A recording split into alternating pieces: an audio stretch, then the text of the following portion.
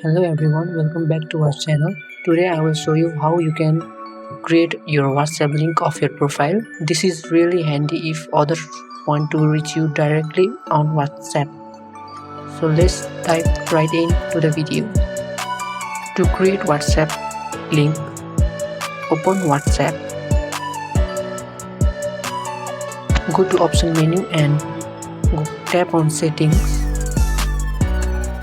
Here you can see a QR code scanning.